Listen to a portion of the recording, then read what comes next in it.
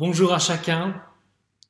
En suivant ce culte en exil, comme on l'appelle, on pourrait se demander quel impact nous pourrions avoir en tant qu'Église, alors que nous sommes chacun chez soi, devant un écran. Le soir où Jésus a été arrêté, à ses disciples réunis dans la chambre haute, Jésus a dit la chose suivante.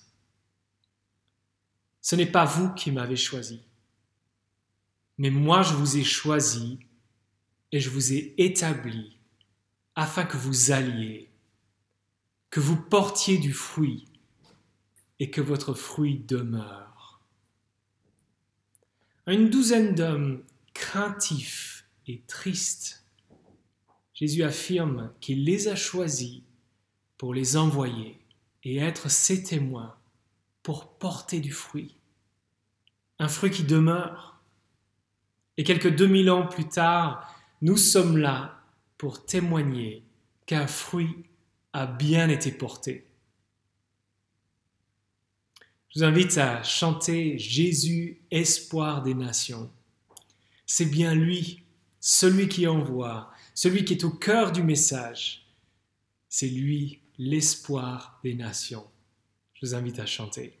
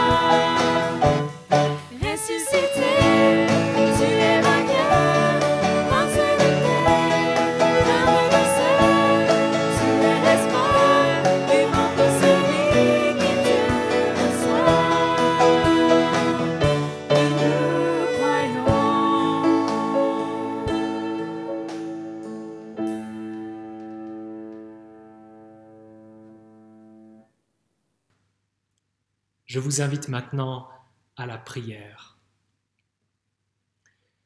Notre Dieu, notre Père, nous croyons en effet qu'en Jésus, la lumière a brillé dans les ténèbres. Nous te rendons grâce pour le mélange de force et d'humilité qu'il a manifesté. Il est à la fois celui qui a autorité sur l'existence et celui qui s'est abaissé pour nous servir. Nous te rendons grâce pour la force et le renoncement qu'il a manifesté en allant jusqu'à la croix. Et nous croyons que c'est par ces meurtrissures que nous sommes guéris. Nous te remercions pour l'Esprit qu'il a déversé sur nous, ses enfants, et nous te prions que cet Esprit dispose notre cœur à l'écoute de ta parole. Accorde-nous la joie d'en vivre et de la mettre en pratique pour la gloire de ton nom. En Jésus. Amen. Nous allons être dans le livre d'Ésaïe tout à l'heure, mais j'aimerais commencer par lire un premier texte qui se trouve au chapitre 5 de ce même livre. Ésaïe, chapitre 5. Je veux chanter à mon ami le cantique de mon bien-aimé sur sa vigne. Mon bien-aimé avait une vigne sur un coteau fertile.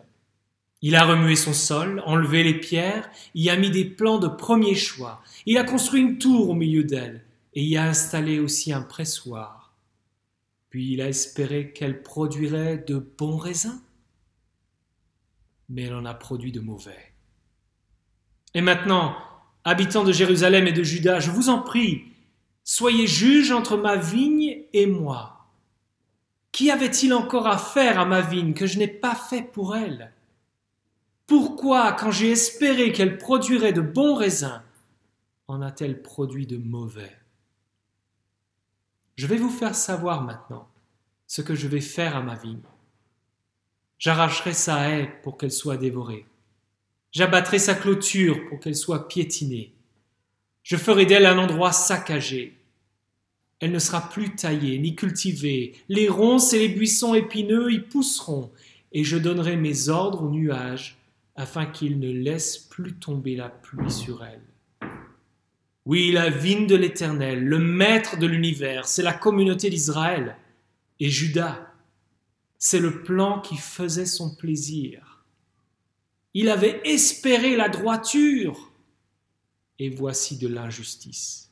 De la justice, et voici des cris d'accusation. Il avait espéré la droiture, et voici de l'injustice. De la justice, et voici des cris d'accusation. Je vous invite, en chantant le chant « Pardon, Seigneur, pardon », à reconnaître notre besoin de produire de bons fruits.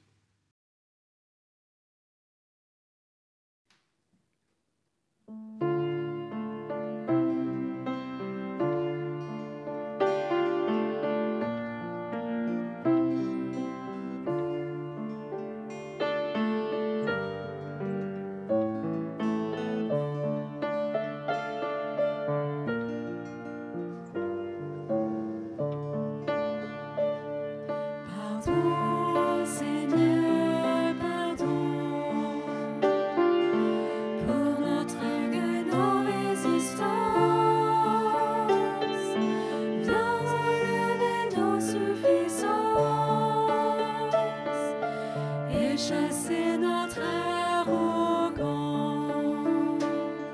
Pardon, Seigneur, pardon, pour toutes nos pensées impures. Viens changer nos cœurs si durs, nos raisonnements obscurs. Oh, relève-nous, nous sommes tombés si bas.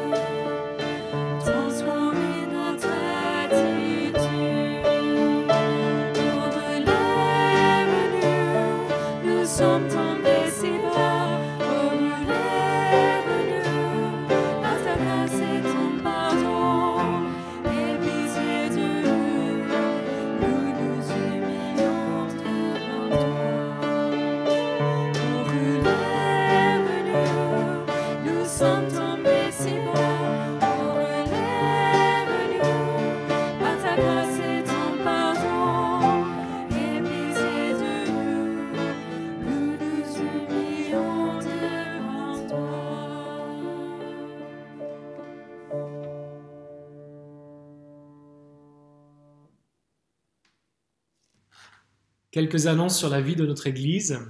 Pour ceux qui sont membres de l'Église, nous aurons tout à l'heure, à 14 h, notre assemblée générale par Zoom.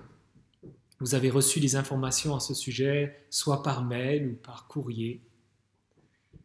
Nous avons eu hier nos 2 rencontres du samedi, à 10h30, à 19h. Et cette semaine encore, vous aurez la possibilité de vous inscrire à ces rencontres si vous le souhaitez, dans la limite des places disponibles. Cette semaine, il y aura rencontre découverte lundi soir et mardi soir. L'étude commence à 19h30. Et pour vous connecter, il y a des informations disponibles sur le site de l'église sèvres72.org. Jeudi soir, par Zoom, il y aura une rencontre de prière entre 20h et 21h. Et là encore, vous recevrez des informations pour vous connecter grâce à un email qui vous sera envoyé. Le dimanche 28 juin, entre 20h et 21h, il y aura là encore une rencontre Zoom, mais particulière. Il s'agira d'une présentation du ministère de Cécile Malouf, qui est membre de notre Église et qui se prépare à œuvrer à plein temps pour les groupes bibliques universitaires. Bonjour à tous.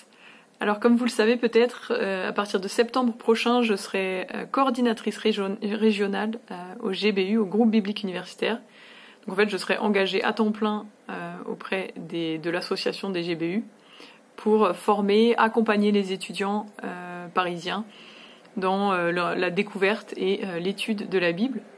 Si vous voulez en savoir plus sur ce que ça signifie, ce que je ferai, sur comment va se passer ce changement de travail, comment je prépare ce projet, si vous aimeriez m'encourager et me soutenir, je vous invite à une réunion sur Zoom dimanche 28 juin à 20h. Donc dimanche 28 juin, ça sera de 20h à 21h. Vous pourrez en savoir plus et puis vous pourrez aussi me poser vos questions. Et je vous invite aussi à visiter mon site internet, mon blog cecile.malouf.fr. Donc n'hésitez pas à y faire un tour. J'y publie des articles pour expliquer un peu ce que je fais, ce que je vais faire, ce que ça signifie. Donc n'hésitez pas à aller voir le blog cecile.malouf.fr. À bientôt. Et donc si vous voulez en savoir plus sur son ministère, nous vous invitons à noter cette date. Nous allons maintenant nous mettre à l'écoute de la parole de Dieu que nous croyons inspirée par lui. Je vous invite à la prière. Notre Dieu, notre Père, dispose nos cœurs pour l'écoute de ta parole et accorde-nous la joie pour la gloire de ton nom de porter du fruit. Au nom de Jésus. Amen.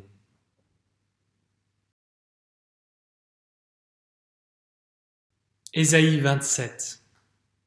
Ce jour-là, l'Éternel interviendra à l'aide de sa dure, grande et forte épée contre le Léviathan, ce serpent fuyard. Oui, contre le Léviathan, ce serpent tortueux. Il tuera le monstre qui est dans la mer. Ce jour-là, entonnez à son intention un cantique sur la vigne excellente. Moi, l'Éternel, je suis son gardien, je l'arrose à chaque instant, de peur qu'on ne l'attaque. Nuit et jour, je veille sur elle. Il n'y a pas de colère en moi. Mais si je trouve des ronces et des buissons épineux à combattre, je marcherai contre eux. Je les ferai disparaître tous ensemble, à moins qu'on ne me prenne pour refuge. Qu'on ne fasse la paix avec moi. Oui, qu'on ne fasse la paix avec moi. Dans l'avenir, Jacob prendra racine. Israël fera des fleurs et des rameaux et remplira la surface du monde de ses fruits. L'Éternel l'a-t-il frappé comme il a frappé ceux qui le frappaient? L'a-t-il tué comme il a tué ceux qui le tuaient?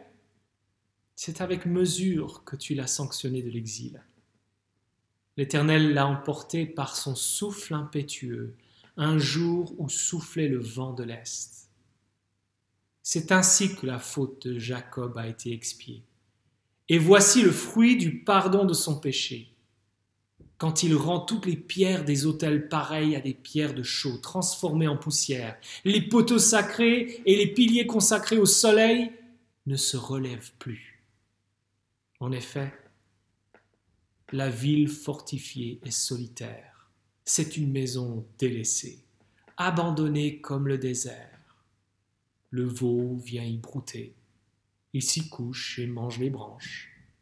Quand les rameaux sèchent, on les casse et des femmes viennent y mettre le feu. C'était un peuple dépourvu d'intelligence. Voilà pourquoi celui qui l'a fait n'a pas eu compassion de lui. Celui qui l'a façonné ne lui a pas fait grâce.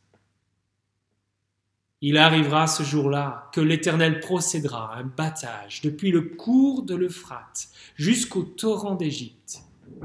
Et vous serez ramassés un à un, Israélites. Ce jour-là, on sonnera de la grande trompette. Alors ceux qui étaient perdus en Assyrie ou réfugiés en Égypte reviendront et se prosterneront devant l'Éternel sur la montagne sainte à Jérusalem. J'ai une question à vous poser. Entre une ville et une vigne, qu'est-ce qui devrait durer le plus longtemps ? Prenons l'exemple de l'Île-de-France où nous vivons. Saviez-vous que la région a été pendant longtemps une terre viticole ?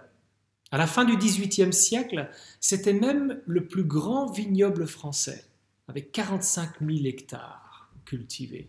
C'est plus qu'en Bourgogne aujourd'hui. Mais le déclin commence au XIXe siècle, et au fil du temps, c'est la ville de Paris qui prend le dessus. Entre une ville et une vigne, qu'est-ce qui devrait durer le plus longtemps ? N'est-ce pas généralement la ville qui prend le dessus, qui gagne ? Pas dans notre texte. Ésaïe annonce un autre avenir. Il est question dans les versets 2 à 6 d'une vigne qui va s'étendre jusqu'à remplir la terre de ses fruits. Au verset 10, Ésaïe évoque une ville fortifiée, mais qui est devenue une ruine. Il reprend des images qu'il a déjà utilisées dans son livre, l'image d'une vigne, d'une ville. Et par ce langage figuré, il nous parle d'un avenir dont Dieu se porte garant. D'où la répétition de l'expression « en ce jour-là » à 4 reprises. Dans le contexte de la crise du coronavirus, on entend régulièrement parler du monde d'avant, du monde d'après. Le 20 avril dernier, le ministre des Affaires étrangères affirmait « Ma crainte, c'est que le monde d'après ressemble au monde d'avant, mais en pire. » Il évoque les tensions sur le plan international. Est-ce que cette crise va vraiment engendrer un mieux ? S'il y a certainement des aspects positifs, on est en droit d'en douter. Cette question du monde d'avant, du monde d'après, chacun se l'est certainement posé à sa façon. Où est-ce que tout cela va nous mener ? Et au-delà de la crise actuelle, n'est-ce pas une question qu'on se pose régulièrement ? Dans des circonstances plus ou moins difficiles, on se demande « qu'est-ce qui va nous arriver ?» Dans la relation à Dieu, on se demande ce qu'il va faire de notre vie. À quoi ressemble le monde d'après, selon Dieu ? On peut parfois voir la vie comme un chantier, un bazar, le chaos. Et si on voyait une vigne ? Sous la plume d'Ésaïe, cette vigne représente le peuple de Dieu. On pourrait résumer les choses ainsi. Dieu est le gardien de sa vigne. Les dangers extérieurs et intérieurs n'empêcheront pas sa croissance. Comme plan, je vous suggère ces 4 mots-clés. Une épée au verset 1, une vigne, versets 2 à 9, une ruine, versets 10 et 11, une trompette, versets 12 et 13. Qui a dit qu'un plan devait clarifier les choses ? Vous avez peut-être le sentiment que ça part dans tous les sens. Si Ésaïe multiplie les images, il y a une cohérence. Pour ce qui est de la forme, le texte est travaillé. Il s'agit d'un chiasme, d'une symétrie. La double expression « ce jour-là » des versets 1 et 2 se retrouve aux versets 12 et 13. On verra le parallélisme. Quant au fil rouge de ce texte, ce n'est pas facile de vivre dans un certain chaos, avec toutes les incertitudes liées à l'avenir. Et si on regardait au destin dont Dieu se porte garant? Une épée, au verset 1. Quelle est votre réaction instinctive en entendant parler d'une vigne dont les fruits vont remplir la terre? Est-ce qu'Ésaïe est un peu fleur bleue, naïf? Dans sa chanson « Le pouvoir des fleurs », Laurent Voulzy se mettait dans la peau d'un enfant qui rêve d'un monde transformé par les fleurs. Le refrain est le suivant: « Changez les âmes, changez les cœurs avec des bouquets de fleurs, la guerre au vent, l'amour devant, grâce à des fleurs des champs. » Est-ce qu'Ésaïe est dans la même veine, naïf, utopique? Ici, ce n'est pas la guerre au vent, c'est la guerre devant. La première image dans laquelle Ésaïe nous plonge est celle d'un combat sans merci avec le mal. Ce jour-là, l'Éternel interviendra à l'aide de sa dure, grande et forte épée contre le Léviathan, ce serpent fuyard. Oui, contre le Léviathan, ce serpent tortueux. Il tuera le monstre qui est dans la mer. Comment Ésaïe décrit-il le mal qui doit être vaincu? Comme une bête. Un léviathan, un serpent, un monstre, un dragon dans d'autres versions. Le mal est bestial. L'image est celle d'un animal féroce, terrifiant. Un exégète relève dans les termes qu'un mal a infecté toute la création, la terre, les airs, les mers. Autrement dit, c'est une bête qui ne disparaîtra pas d'un claquement des doigts. Et que dire des trois noms pour cette bête? Le Léviathan est un animal mythologique, symbole d'un ennemi effrayant.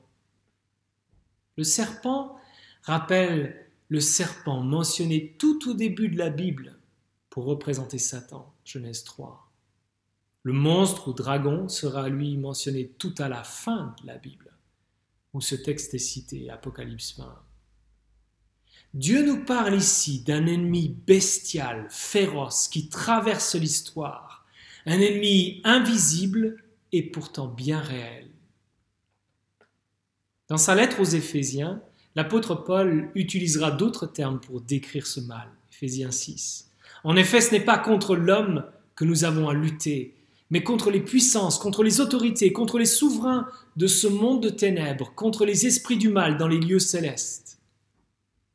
Comme l'apôtre Paul le rappelle, on pourrait confondre l'ennemi. Il ne s'agit pas de l'être humain, mais du diable introduit plus haut. En parcourant le Nouveau Testament, on pourrait faire la liste des situations où Satan est à la manœuvre contre le peuple de Dieu.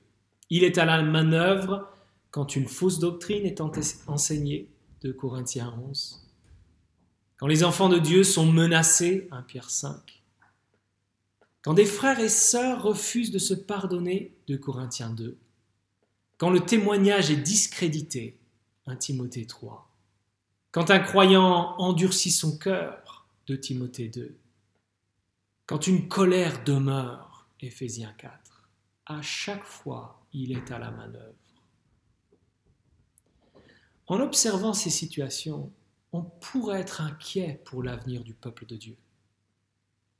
Qu'est-ce qui va se passer? Qu'est-ce qu'il va devenir? Est-ce que cette bête féroce va continuer à nous effrayer? Est-ce qu'on tombera à chaque fois dans le mensonge du serpent? Est-ce que le dragon gagnera à la fin? Dieu promet en ce jour-là qu'il interviendra à l'aide de sa dure, grande et forte épée. La triple description de l'épée, dure, grande et forte, souligne qu'elle est parfaitement adaptée pour vaincre l'ennemi, décrit de 3 manières.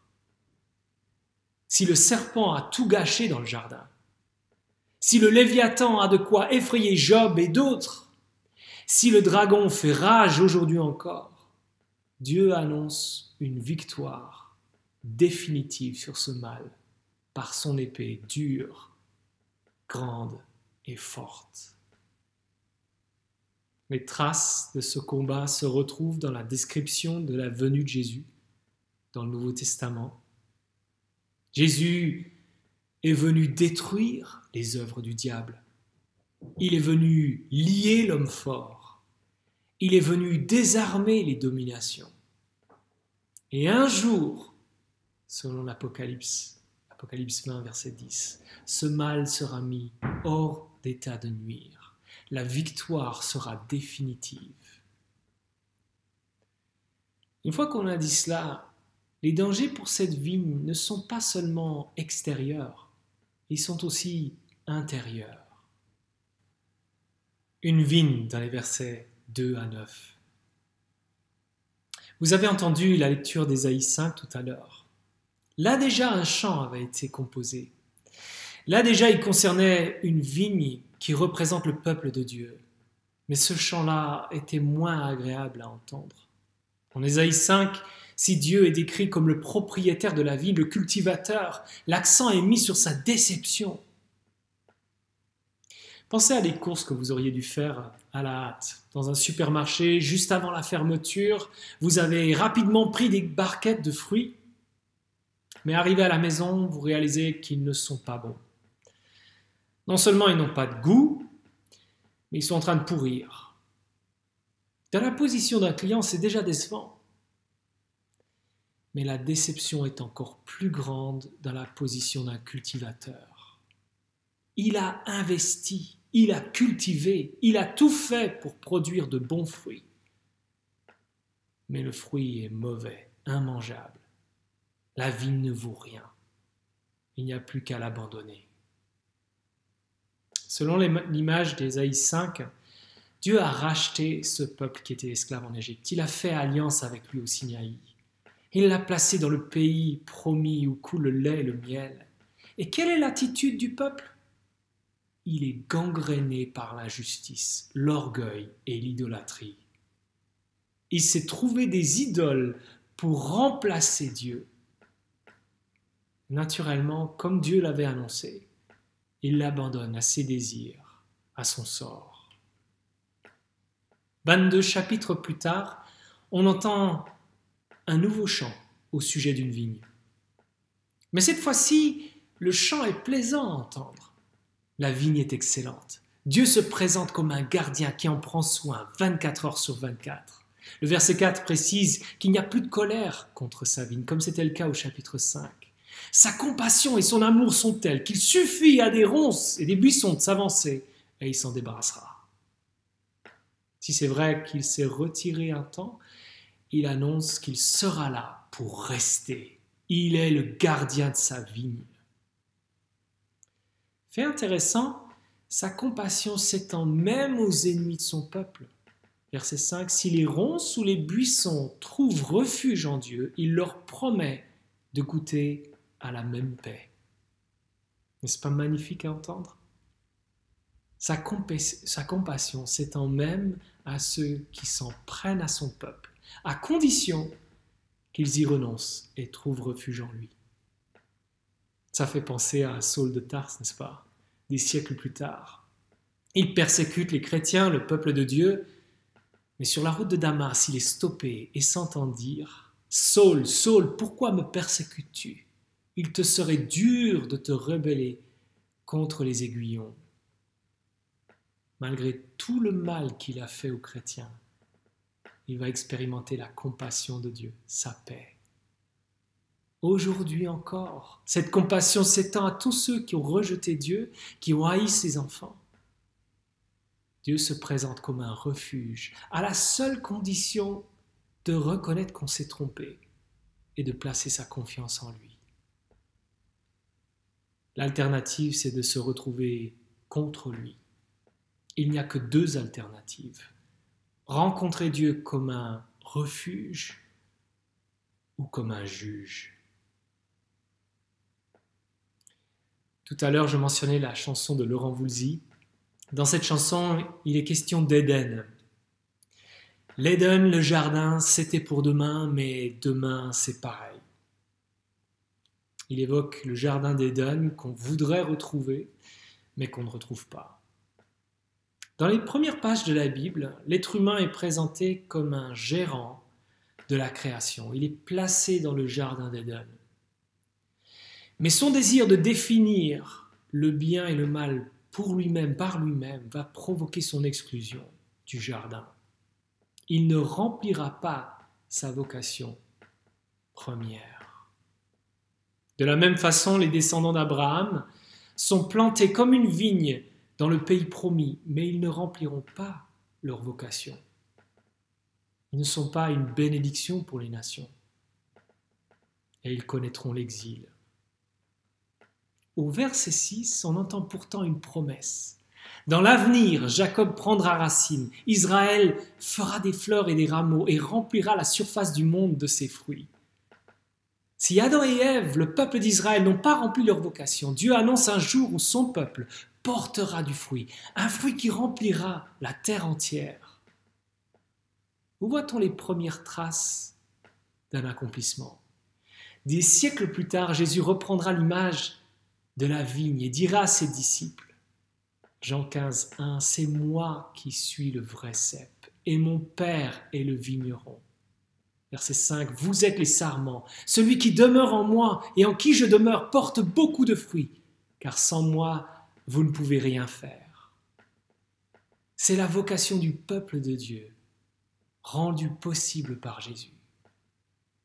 L'Apocalypse se terminera avec une description d'un nouvel Éden où l'arbre de vie est à nouveau présent.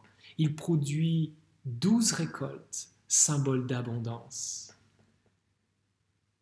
Si c'est là le monde d'après, comment concilier la description du chapitre 5 et celle du chapitre 27? Comment Ésaïe peut-il passer d'une récolte inexistante à une récolte abondante? C'est l'enjeu des versets 7 à 9. Ésaïe demande si son peuple a été traité comme ses ennemis ont été traités. Est-ce que Dieu ne fait aucune distinction? Est-ce qu'il n'accorde aucune importance au sort de son peuple par rapport à ses ennemis? Et la réponse est négative, verset 8. C'est avec mesure que tu l'as sanctionné de l'exil. Dieu ne les a pas exterminés. Et l'image qu'il donne est celle d'un vent d'est brûlant, impétueux. Mais comme n'importe quel vent, il passe, il s'arrêtera de souffler.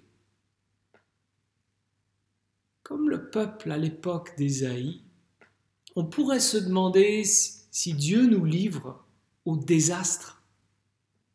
On pourrait regarder à une souffrance présente et se demander si Dieu nous a abandonnés, si notre sort n'a rien à envier à ceux qui se comportent comme les ennemis de Dieu. Au verset 9, Dieu dévoile ce qu'il est en train de faire. C'est ainsi que la faute de Jacob a été expiée, et voici le fruit du pardon de son péché. C'est pour expier les fautes de son peuple qu'il les envoie en exil. C'est en vue de pardonner leurs péchés qu'il les fait vivre cette épreuve. Et cette interprétation est confirmée par le fruit porté. Verset 9, tous les poteaux sacrés, les piliers consacrés à des idoles sont détruits. Grâce à l'exil, ce peuple va réaliser sa faute, abandonner son idolâtrie et revenir à Dieu. Et si c'était pareil pour nous?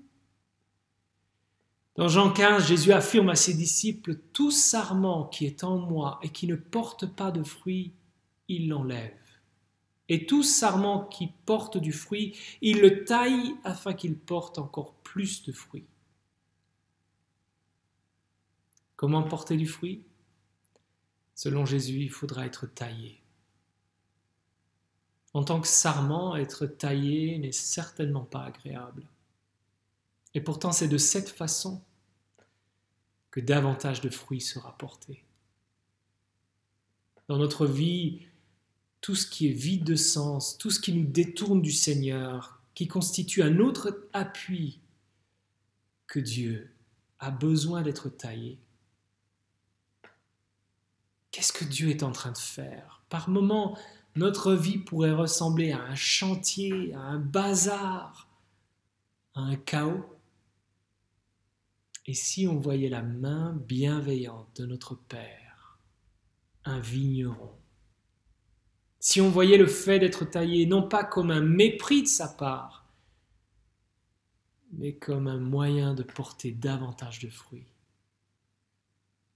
Le chant de cette vigne rappelle que l'épreuve est passagère, qu'elle a en vue notre bien, le fait de porter davantage de fruits. Après avoir parlé d'une vigne, Ésaïe décrit une ville en ruine. Une ruine. Le thème de la ville traverse les chapitres 13 à 26. En apparence, ces villes sont puissantes, Tyr, Babylone. Babylone se verrait bien, je cite, conquérir la terre et remplir la surface du monde de ces villes, Ésaïe 14. Mais vous l'avez compris, c'est la vigne qui remplira la surface du monde de ses fruits. Et c'est un autre sort qui attend la ville fortifiée. Versets 10 et 11, Ésaïe décrit une désolation qui ressemble étrangement à ce qui s'est passé pour Juda après l'exil babylonien. Dans le monde d'après, la situation s'est renversée. Contre toute attente, c'est la ville fortifiée qui devient une ruine. Pourquoi ? Verset 11, parce qu'ils ont manqué d'intelligence. Parce qu'ils n'ont pas saisi l'opportunité de trouver refuge en Dieu. Parce qu'ils ont refusé la paix que Dieu leur offrait. Cette ville, symbole d'hostilité contre Dieu, fait désormais face à son jugement. Le temps de la compassion et de la grâce est dépassé. Cette description doit nous interpeller. Tout comme les paroles de Jésus en Jean 15. Si quelqu'un ne demeure pas en moi, il est jeté dehors comme le sarment et il sèche. Puis on ramasse les sarments, on les jette au feu et ils brûlent. La seule manière d'échapper à cette ruine se trouve dans le fait de demeurer en Jésus, d'obéir à sa parole. Parfois, en faisant l'évaluation de notre vie, on pourrait baser notre jugement sur le confort présent. Est-ce que ma vie est confortable ? Est-ce que j'y trouve de la satisfaction ? Est-ce que j'arrive à éviter le maximum de peine et de douleur ? Et comprenez-moi bien, je ne fais pas l'apologie du dolorisme, d'une souffrance à rechercher. Mais pour l'évaluation, Ésaïe nous invite à regarder le monde d'après. Et ce sont d'autres questions qu'on devrait poser. Est-ce que je demeure en Jésus actuellement ? Est-ce que ma vie porte du fruit, témoignant que je suis attaché à lui ? Est-ce que j'accepte le fait d'être taillé ou pas ? Est-ce que je demeure dans son amour, dans l'obéissance à sa parole, ou est-ce que je préfère l'autonomie ?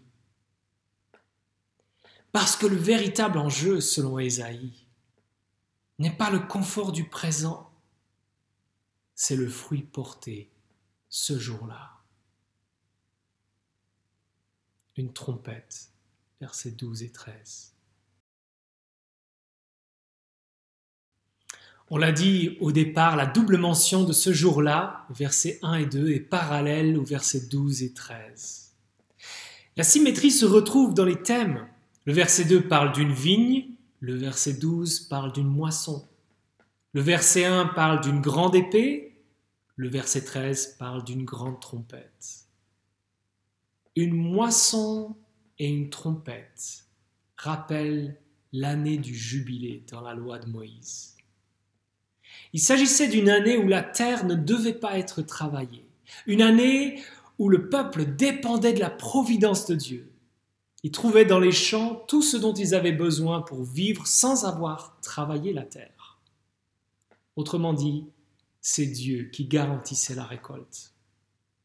Verset 12, les arbres fruitiers seront secoués pour que le fruit soit récolté. Selon cette image, le peuple dispersé près de l'Euphrate, en Égypte, doit être rassemblé. Et ce rassemblement pourrait peut-être nous donner l'impression, et ce battage, que peut-être quelques-uns seront perdus ou oubliés. Est-ce que Dieu laissera des membres de son peuple derrière? Est-ce qu'il en perdra? Est-ce qu'il en oubliera? Verset 12, vous serez ramassés un à un. Pas un seul ne sera oublié. Pas un seul ne sera perdu. Pas un seul ne sera écrasé, laissé derrière. Pour cette fête du jubilé, c'est le jour de l'expiation, le jour du pardon que la trompette devait résonner. Elle annonçait la remise de toute dette, une libération des esclaves. C'est un peuple pardonné, racheté, qui est rassemblé par cette trompette. Et c'est ce qu'on retrouve sous la plume de l'apôtre Paul dans sa lettre aux Thessaloniciens. Quand il parle de l'espérance des chrétiens dans le monde d'après, la résurrection, il évoque le son de la trompette. Quel glorieux avenir Dieu place devant nous. Face à l'impression de chaos dans notre vie présente, face aux manœuvres du diable contre le peuple de Dieu, face à notre péché individuel et collectif, on pourrait s'inquiéter. Mais Dieu est le gardien de sa vigne. Les dangers extérieurs et intérieurs n'empêcheront pas sa croissance. Je vous invite à la prière. Notre Dieu, notre Père, nous reconnaissons que nous pouvons si facilement nous détourner de toi, rechercher l'autonomie, alors que tu sais que sans Christ, nous ne pouvons rien faire. Nous sommes dépendants de lui. Nous avons besoin d'être attachés au cep. Donne-nous, Seigneur, cette conscience d'avoir besoin de lui, d'être prêts aussi à être taillés, afin que nous puissions porter davantage de fruits. En fin de compte, c'est une vie en abondance que tu nous proposes. Dans ce monde-là, c'est un fruit abondant que tu veux nous voir porter. Et c'est ce que nous désirons, nous aussi, pour la gloire de Jésus-Christ. Amen. Pour conclure, je vous invite à chanter, un peu comme un chant qui a été entonné pour cette vigne. Nous allons chanter « Bénis Dieu, ô mon âme ».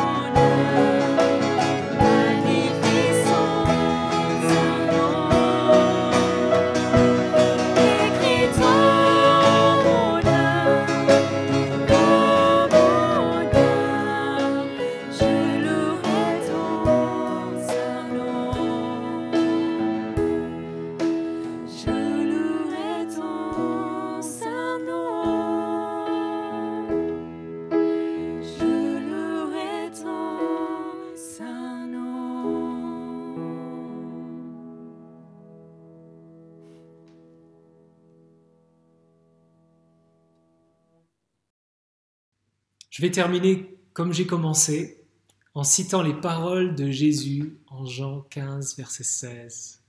« Ce n'est pas vous qui m'avez choisi, mais c'est moi qui vous ai choisi, et je vous ai établi afin que vous alliez, que vous portez du fruit, et que votre fruit demeure. » Bon dimanche à tous.